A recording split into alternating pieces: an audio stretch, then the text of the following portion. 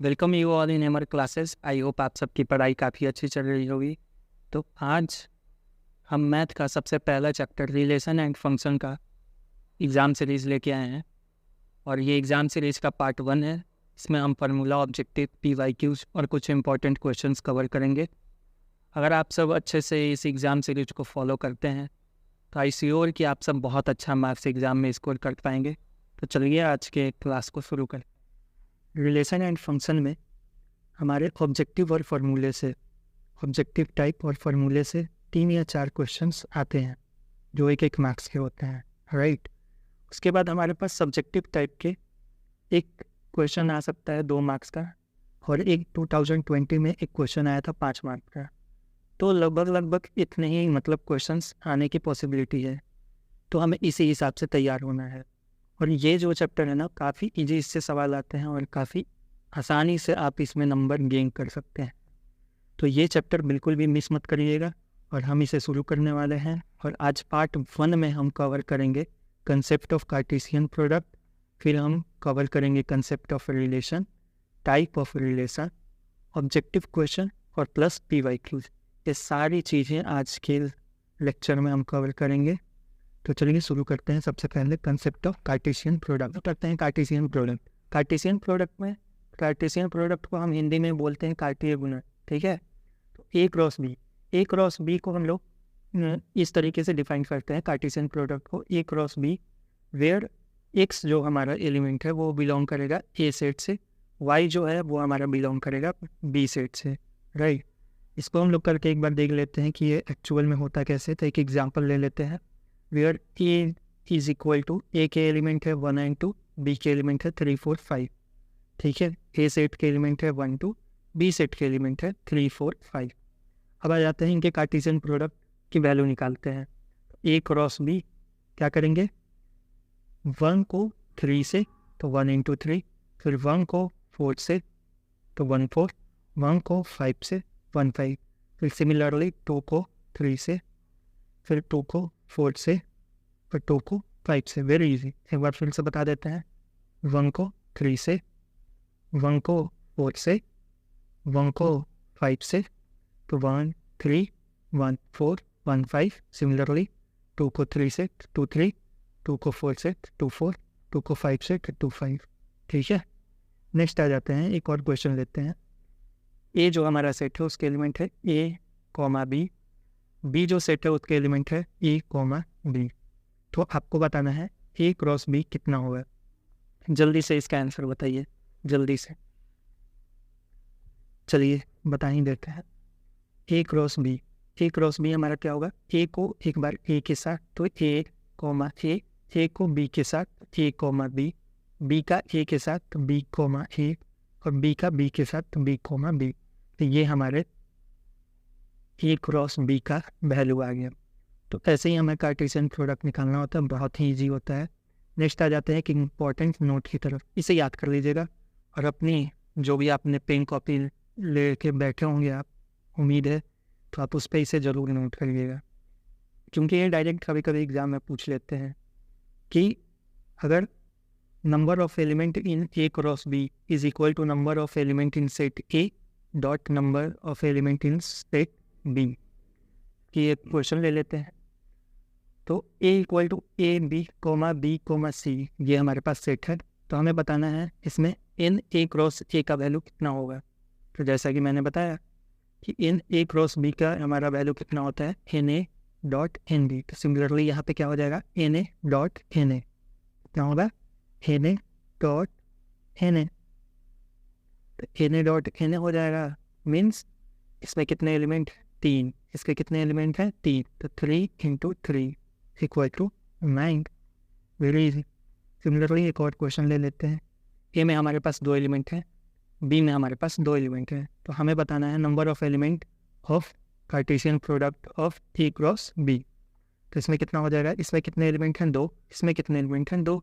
Simple answer, n A dot N B equal to 2 into 2 कितना है, 4। 4 is the correct answer, here 9 is correct answer. Next, we have third question. A equal to 1, 3, 2 and n B equal to 6, तो हमें बताना है N A cross B का value. Very easy. N A में कितने element हैं? 3। N B में कितने एलिमेंट हैं?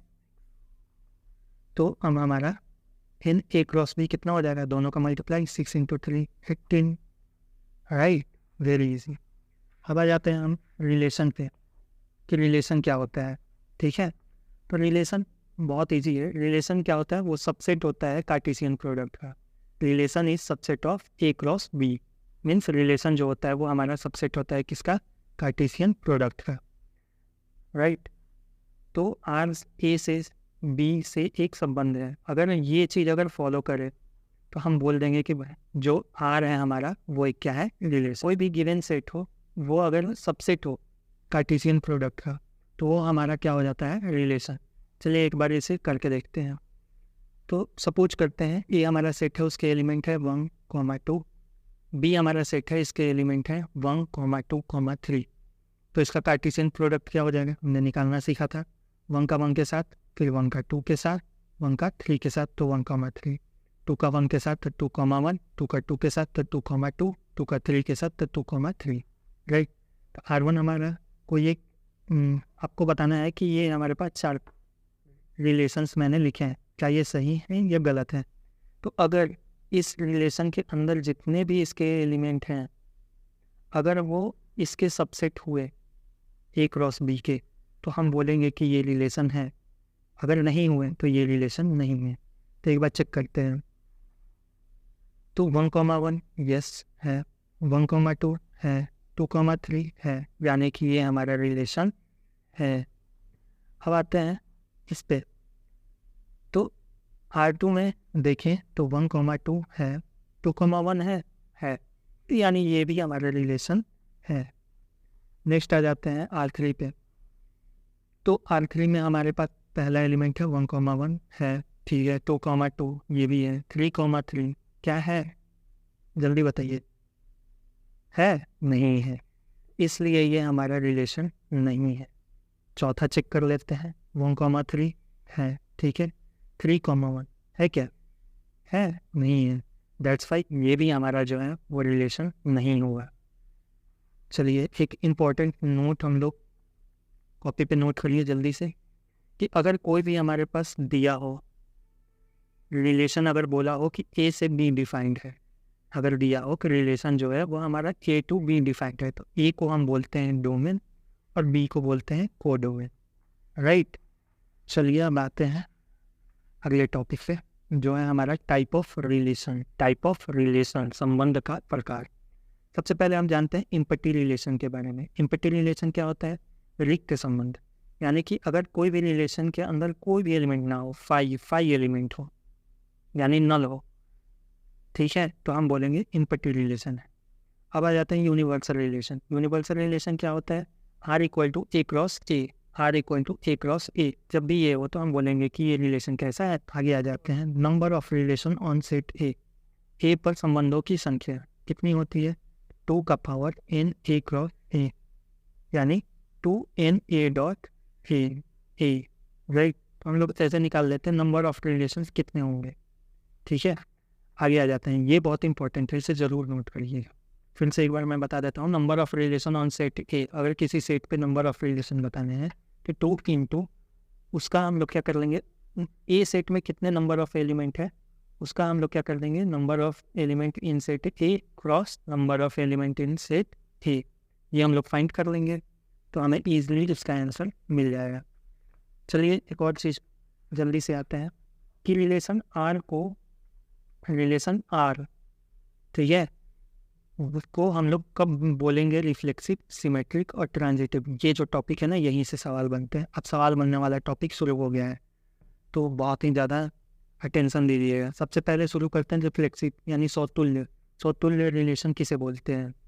तो यदि हमारा कोई भी अगर हमारे पास ए, अगर हमारे पास ए मिल जाए, ठीक है, जो रिलेशन आर में हो, और वो हर जितने भी एलिमेंट हैं सबके लिए वो चीज़ रिफ्लेक्सिव है। चलिए एक बार दिखाई देते हैं। मान लीजिए हमारे पास ए सेट है, ठीक है, जिसके एलिमेंट है 1, 2, 3। तो इसके अगर रिलेशन जब भी हम लोग बनाएंगे तो इसके अंदर इन तीनों एलिमेंट के 1 के 2 के और 3 के तीनों के हमारे पास रिफ्लेक्सिव एलिमेंट्स होने चाहिए, जैसे 1,1 2,2 3,3। अगर ये चीज़ है, सबके हमारे पास पेयर हैं जो दोनों आइडेंटिकल हैं, सेम है, ठीक है, तो हमें क्या बोलेंगे कि ये हमारा कैसा रिलेशन है, रिफ्लेक्सिव रिलेशन है, राइट। या और ये हर एलिमेंट के लिए होना चाहिए, जितने भी सेट में एलिमेंट दिए रहेंगे उन सब के लिए हम क्या लिखेंगे, उन सब के लिए चेक करेंगे कि सारे एलिमेंट्स का रिफ्लेक्सिव पेयर है या नहीं है। अब आ जाते हैं सिमेट्रिक में। तो हम किसी चीज़ को सिमेट्रिक कब बोलेंगे, जब मान लीजिए कि 2,3 दिया है और 3,2 भी दिया है, तब हम बोलेंगे कि भाई ये कैसा है, रिफ्लेक्सिव है, अरे रिफ्लेक्सिव सॉरी, ये सिमेट्रिक है। अगर 2,3 दिया हो और 3,2 दिया हो तो हम क्या बोलेंगे, ये कैसा है, ये रिफ्लेक्सिव है, राइट। और जैसे मान लीजिए इसी में दिया हो हमें 2,3 और 3,2, ठीक है, तो ये हमारा फंक्शन कैसा हो जाएगा, ये हमारा रिलेशन कैसा हो जाएगा, रिफ्लेक्सिव भी और सिमेट्रिक भी, ठीक है। ये आगे और क्लियर होगा जब हम क्वेश्चंस करेंगे। आगे बढ़ते हैं ट्रांजिटिव। तो ट्रांजिटिव हमारा कब होता है, मान लीजिए जैसे A, B belongs to R और B, C belongs to R, तो A, C में जो है वो बिलोंग्स टू R होना चाहिए, तब जाके ये हमारा ट्रांजिटिव होता है। चलिए बता ही देते हैं। मान लीजिए 2,3 है और यहाँ पे 3,1 है, तो और क्या होना चाहिए ट्रांजिटिव होने के लिए, क्या होना चाहिए, 2,1 जो है वो बिलोंग करना चाहिए रिलेशन से। मान लीजिए ये भी है रिलेशन में और ये भी है, तो हमें चेक करना पड़ेगा कि क्या ये है या नहीं है।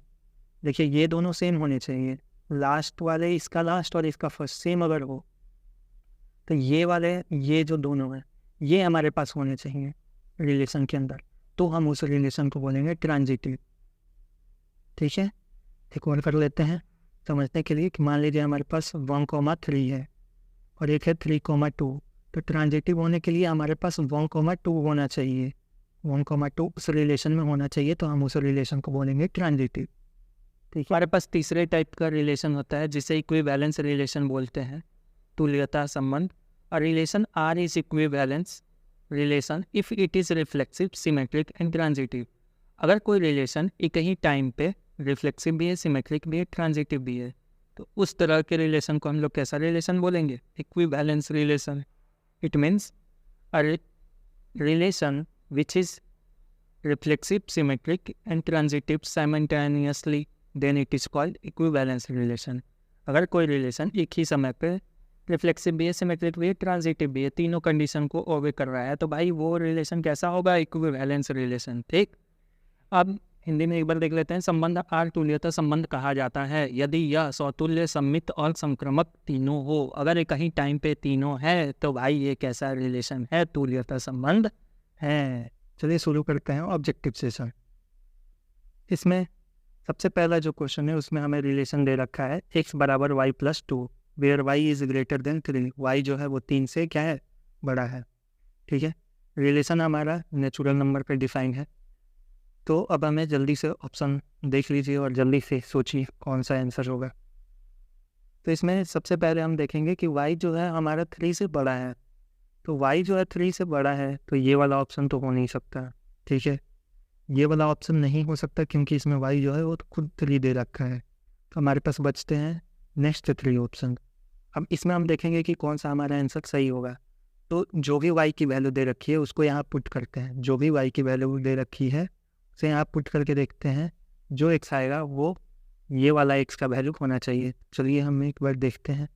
तो ये जो 4 है लास्ट वाला ऑप्शन में, ये जो 4 है ये y की वैल्यू है। अगर हम उसे यहाँ रखते हैं y की जगह पे, 4 + 2 कितना होगा, 6, यानी x बराबर कितना आ जाएगा, 6।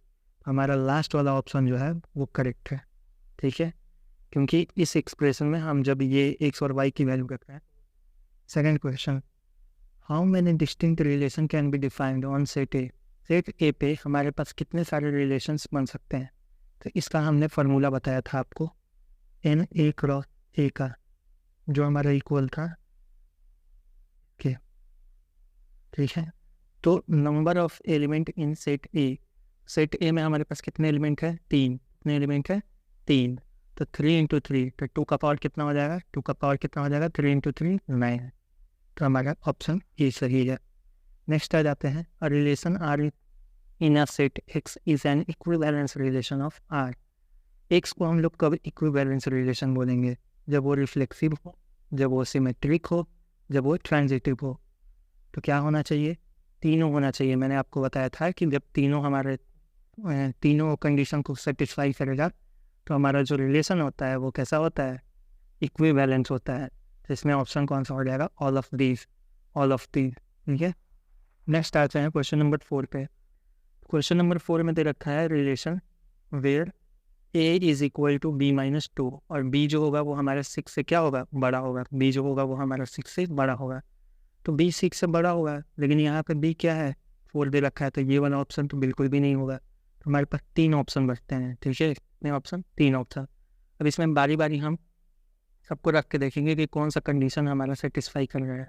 तो अगर आप सी वाला ऑप्शन देखें, अगर बी की जगह पे हम 8 रखते हैं, ए हमारा कितना आ जा रहा है, 6, यानी ऑप्शन सी वाला जो है वो करेक्ट है। अगर यहाँ पे ए और बी दोनों की वैल्यू वहाँ उठा के अगर हम एक्सप्रेशन में डालते हैं तो हमारा एक्सप्रेशन जो है वो सेटिस्फाई कर रहा है, यानी कि हमारा ऑप्शन सी जो है वो बिल्कुल ही करेक्ट है। नेक्स्ट आ जाते हैं क्वेश्चन नंबर 5 पे। क्वेश्चन नंबर 5 हमें क्या बोल रहा है कि the relation R equal to, हमें एक रिलेशन दे रखा है। ठीक है, हमें बताना है कि ये रिलेशन कैसा है, रिफ्लेक्सिव है, सिमेट्रिक है, ट्रांजिटिव है, या कुछ नहीं है। तो देख लेते हैं ना। रिफ्लेक्सिव होने के लिए हमें क्या चाहिए, रिफ्लेक्सिव होने के लिए ये चाहिए कि इसमें जितने भी हमारे पास एलिमेंट हैं, ठीक है, उनका हमारे पास आइडेंटिकल पेयर होना चाहिए। तो 1,1 होना चाहिए, 2,2 होना चाहिए, 3,3 होना चाहिए, 4,4। इसमें जितने ए के एलिमेंट्स हैं उन सबका पेयर होना चाहिए, लेकिन यहाँ पे एक भी पेयर इसमें नहीं है। तो ये रिफ्लेक्सिव तो बिल्कुल भी नहीं हो सकता। दूसरा अगर हम देखें सिमेट्रिक के लिए, तो सिमेट्रिक के लिए अगर देखें तो 1,3 है तो 3,1 भी होना चाहिए। चलिए 3,1 है। 4,2 है तो 2,4 भी है। चलिए ये भी ठीक है, यानी इन दोनों का तो अपोजिट पेयर है। 2,3 है तो 3,2 भी होना चाहिए। क्या इसमें 3,2 है, नहीं है। तो यानी कि ये सिमेट्रिक भी नहीं है, रिफ्लेक्सिव भी नहीं है, क्योंकि इसके हर एलिमेंट के पेयर नहीं है सेम पेयर। और यहाँ पे सिमेट्रिक भी नहीं है क्योंकि अपोजिट पेयर वाले भी इस लास्ट वाले एलिमेंट का मिसिंग है। 2,3 है तो 3,2 इसमें मिसिंग है। तो देख लेते हैं कि ट्रांजिटिव है। तो देख लेते हैं भाई, 1,3 है और यहाँ 3,1 है, तो इसमें 1,1 भी होना चाहिए। और यहाँ पे 4,2 है, यहाँ 2,4 है, तो 4,4 भी होना चाहिए। लेकिन कुछ है, कुछ भी नहीं है। यानी कि ये तीनों में से कोई सा भी रिलेशन नहीं है, यानी कि ये नॉन ऑफ दिस है। यानी कोई भी रिलेशन इन तीनों में से कोई सा भी नहीं है, ना ही रिफ्लेक्सिव है, ना ही ट्रांजिटिव है, ना ही सिमेट्रिक है। क्यों नहीं है मैंने एक्सप्लेन कर दिया है। ठीक है, तो आई होप आपको समझ में आ गया होगा। नेक्स्ट आगे चलते हैं। तो आगे हमारे पास क्वेश्चन नंबर 6 है। क्वेश्चन नंबर 6 में बोला गया है कि n बराबर 4, n बराबर 4 और n भी बराबर 5। तो हमारा n cross a cross b कितना होगा। तो सिंपल है ना, n a into n b। तो कितना है इसमें 4 और इसमें कितने हैं 5, कितना हो जाएगा 20। देखते हैं। तो 7 में क्या है, ए सेट दे रखा है 1 2 3, रिलेशन कुछ इस तरीके से दे रखा है 1,1 2,2 2,3 3,3 1,3। तो हमें बताना है ये रिलेशन कैसा है, क्या केवल ट्रांजिटिव है, या केवल सिमेट्रिक है, या केवल रिफ्लेक्सिव है, कि कुछ नहीं है। तो देखते हैं फटाफट, तो चेक करते हैं। तो सारे एलिमेंट का सेम पेयर होना चाहिए, 1,1 2,2 3,3, यानी ये तो रिफ्लेक्सिव है। ठीक है, फिर देख लेते हैं सिमेट्रिक है। तो 2,3 दे रखा था, 3,2 होना चाहिए, लेकिन ये तो नहीं है, यानी सिमेट्रिक तो नहीं है। अब देख लेते हैं क्या ट्रांजिटिव है। तो 1,1 1,2, तो 1,2 हमारे पास होना चाहिए क्योंकि ये दोनों सेम है, तो ये दोनों होना चाहिए 1,2। तो 1,2 ये खुद है, यानी कि ये तो ठीक है। यहाँ देख लेते हैं 2,2 सेम है, तो 2,3 भी होना चाहिए, तो 2,3 ये खुद है, यानी ये भी ठीक है। 3,3 यहाँ पे लास्ट दोनों सेम है, तो यहाँ पे क्या होना चाहिए 2,3, तो ये 2,3 खुद है, यानी कि ये भी ठीक है। यानी कि ये ट्रांजिटिव भी हो रहा है, रिफ्लेक्सिव भी हो रहा है। देखिए, सोचिए देखिए, ये एक ही टाइम पर रिफ्लेक्सिव भी है, ट्रांजिटिव भी है और सिमेट्रिक तो है नहीं। तो इनमें से तीनों ऑप्शन करेक्ट नहीं है। अगर दिया रहता है कि बोथ रिफ्लेक्सिव एंड ट्रांजिटिव तो वो वाला ऑप्शन होता है, लेकिन इसमें कोई सा भी ऑप्शन करेक्ट नहीं है क्योंकि ये सिमेट्रिक तो है नहीं, ट्रांजिटिव भी है तो वो भी कर रहा है ट्रांजिटिव को, और रिफ्लेक्सिव भी है। तो एक ही टाइम पे ये ट्रांजिटिव भी है, रिफ्लेक्सिव भी है। तो इसका ऑप्शन लास्ट जो है वो करेक्ट हो जाएगा, नॉन। मतलब कोई सा भी ऑप्शन सही नहीं है क्योंकि देखिए ना 1, यहाँ पे ये दोनों एलिमेंट में देखिए 1,1 1,2, तो हमारे पास क्या होना चाहिए 1,2 1, ये 2 ये खुद है, यहाँ पे 2,2 2,3, तो ये दोनों सेम है लास्ट एलिमेंट और इसका फर्स्ट। तो 2,3 हमारे पास होना चाहिए, तो 2,3 ये खुद है, यहाँ पे 3 सेम है, तो क्या होना चाहिए 2,3, तो ये 2,3 खुद है, यानी कि ये ट्रांजिटिव भी है, रिफ्लेक्सिव भी है, सिमेट्रिक नहीं है। तो हमारे पास ऑप्शन लास्ट वाला नॉन हो जाएगा। ठीक है, चलिए अब हम आगे कुछ और क्वेश्चन करते हैं फटाक से। चलिए फटाफट कुछ PYQs डिस्कस कर लेते हैं। तो सबसे पहला PYQs 2009 का है। ये क्वेश्चन 2009 में पूछा जा चुका है। इसमें हमें एक रिलेशन दे रखा है और एक सेट दे रखा है। सेट की एलिमेंट है 1 2 3। हमें बताना है ये किस तरीके का रिलेशन है, क्या ये रिफ्लेक्सिव है, सिमेट्रिक है, इक्विवेलेंस है या ट्रांजिटिव है।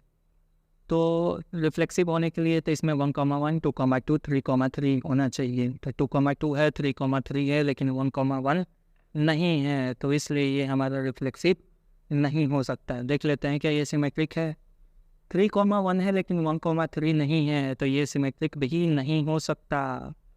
तो जब ये दोनों चीज़ें नहीं हो सकती तो इक्विवेलेंस तो बिल्कुल नहीं हो सकता। तो लास्ट ऑप्शन हमारे पास बचता है ट्रांजिटिव, और चेक कर लीजिए ट्रांजिटिव है। 2,3 है, 3,2 है, तो 2,2 होना चाहिए। 2,2 is present, means it is transitive relation. Next देख लेते हैं। ये क्वेश्चन 2018-2013 दोनों में पूछा जा चुका है। क्वेश्चन क्या है, what type of relation is less then in the set of real number. कि भाई कोई अगर लेस देन टाइप का रिलेशन है तो वो किस तरीके का रिलेशन होगा, क्या वो सिमेट्रिक होगा, ट्रांजिटिव होगा, रिफ्लेक्सिव होगा या इक्विवेलेंस होगा। तो चेक कर लेते हैं भाई। तो रिफ्लेक्सिव होने के लिए अगर हमारे पास देख लेते हैं, एक एग्जांपल के लिए 1,1 ले लेते हैं, 2,2। तो बताइए क्या इसमें कोई एक दूसरे के क्या है, इक्वल है, कोई एक दूसरे से छोटा बड़ा है, नहीं है, दोनों इक्वल हैं, तो ये तो लेस देन टाइप कभी हो ही नहीं सकता। नेक्स्ट चेक कर लेते हैं क्या सिमेट्रिक के लिए ये चीज़ फॉलो कर रही है। तो एग्जांपल लेते हैं 2,3, एक ले लेते हैं 3,2। तो देखिए 2,3 में 2 तो छोटा है 3 से, लेकिन इसमें क्या हो जा रहा है, बड़ा हो जा रहा है, 3 बड़ा हो जा रहा है 2 से। तो भाई ये लेस देन तो कभी बन नहीं सकता। अगर मान लीजिए हम ऐसा बनाते हैं कि ये पहला वाला एलिमेंट जो है, अरे दूसरा वाला एलिमेंट जो है वो छोटा है पहले वाले से, तो इसमें देखिए फिर बड़ा हो जाएगा। तो यानी कि हम लोग सिमेट्रिक में कभी भी लेस देन टाइप का रिलेशन नहीं बना पाएंगे, यानी ना ही सिमेट्रिक होगा ना ही रिफ्लेक्सिव होगा। चेक कर लेते हैं क्या ट्रांजिटिव के लिए हो पाएगा। जब ये दोनों नहीं हो पाएगा तो भाई इक्विवेलेंट में तो कभी पॉसिबिलिटी ही नहीं है। तो वैसे तो ऑप्शन हमारे पास ट्रांजिटिव बच रहा है, लेकिन एक बार चेक कर लेते हैं कि ये हुआ कैसे। एक एग्जांपल ले लेते हैं जिसमें हमारा पहला एलिमेंट जो होगा वो छोटा होगा। तो एग्जांपल लेते हैं 2,3 और एक ले लेते हैं 3,4। तो जब ये दोनों सेम है तो हमारे पास नेक्स्ट पे होना चाहिए था 2,4 ट्रांजिटिव होने के लिए, तो ये ट्रांजिटिव है। ठीक है, तो इसमें देख लेते हैं पहला वाला जो है वो दूसरे वाले से छोटा है यानी लेस देन है। ये जो है ये इससे छोटा है दूसरे वाले से, तो यानी ये भी लेस देन है। और 2 जो है वो भी 4 से छोटा है यानी ये भी लेस देन है, यानी ये तीनों लेस देन को वे कर रहे हैं। और ये ट्रांजिटिव भी है, यानी ट्रांजिटिव में लेस देन टाइप का रिलेशन हम लोग बना सकते हैं। ठीक है, एक बार चेक कर लो। ठीक है, एकदम सही है। तो लेस देन टाइप का हम लोग रिलेशन बना सकते हैं ईजिली, जो कि ट्रांजिटिव हो। तो ट्रांजिटिव में हम लोग ये काम कर सकते हैं, तो ट्रांजिटिव हमारा फाइनल ऑप्शन। नेक्स्ट देख लेते हैं 2017 में आया हुआ सवाल, NA = 3 और NB = 2 है। तो हमें बताना है NA क्रॉस B की वैल्यू कितनी होगी। तो वेरी इजी, दोनों को मल्टीप्लाई कर दीजिए, 3 × 6। इतने सिंपल क्वेश्चन आते हैं, इतने ही सिंपल क्वेश्चन आते हैं इस चैप्टर से, तो निहायत ही आसान सवाल आते हैं। तो आप सबको बस करना क्या है, बस करनी है प्रैक्टिस। नेक्स्ट आ जाते हैं नेक्स्ट क्वेश्चन पे। नेक्स्ट क्वेश्चन है, अगर AB जो है वो हमारा फाइनाइट सेट है और NA = 2 है, NB = 3 है, तो total number of relation from A to B बताना है। तो टोटल नंबर ऑफ रिलेशन कितने होने चाहिए? तो वो होना चाहिए 2NA टू NB, राइट। तो 2 का पावर कितना होना चाहिए था? 6, लेकिन 2 का पावर 6 कहीं ऑप्शन में है नहीं है, यानी नॉन ऑफ दीज। तो इसका ऑप्शन क्या होगा? None of these. तो आई होप हमने बहुत अच्छे से आज पार्ट 1 कंप्लीट कर लिया है। तो आई होप आप सब अच्छे से अब तैयारी करेंगे और इन जितने भी मैंने क्वेश्चन कराए हैं उसकी प्रैक्टिस करेंगे। अगर आप इतना कर लेते हैं तो आई श्योर कि आप लोग बहुत अच्छा मार्क्स करेंगे। और आप लोग ऐसे ही जुड़े रहिए ताकि हम आगे जितना भी कंटेंट लाएँ वो सब आप सभी के लिए बेनिफिशियल हो। और आई होप अब तक आपने लाइक और सब्सक्राइब भी कर दिया होगा। तो मिलते हैं पार्ट 2 में, तब तक के लिए थैंक यू।